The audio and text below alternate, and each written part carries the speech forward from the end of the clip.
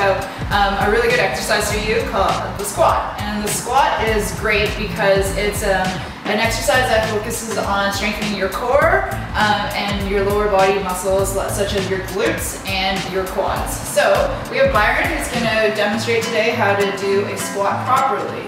So his starting posture, just making sure that his back is nice and neutral, so his shoulders are rounded. He has a nice small curve under his low back. His core is on, and we're going to hinge at the hips, so we're going to sit back, keeping the back neutral.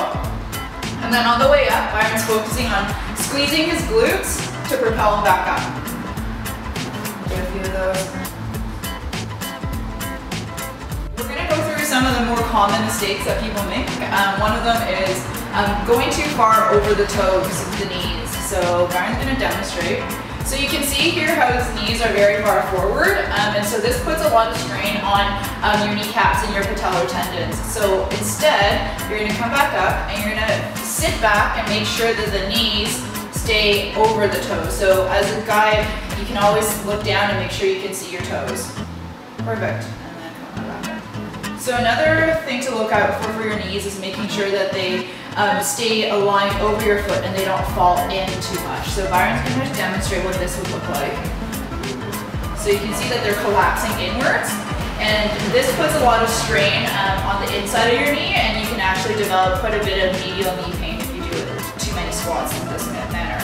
So come on back up, and you just want to make sure that the knees stay over the feet and don't collapse in. Our progression to the regular squat is the overhead squat. So Byron's going to demonstrate how to do an overhead squat. We're just using a regular bar right now, but you can use free weights or you can use a weighted bar. With this overhead squat, you want to maintain a very similar form to the regular squat. Some people prefer to spread their legs just a little bit to give them a wider base.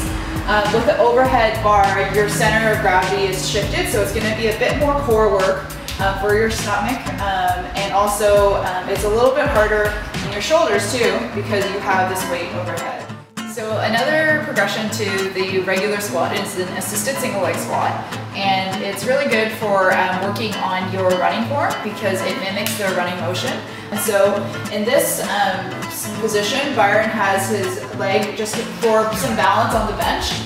If he wants to make it really challenging, he can put very, very little weight on it, but if it's a little bit too hard, he can put more of his body weight on his back leg.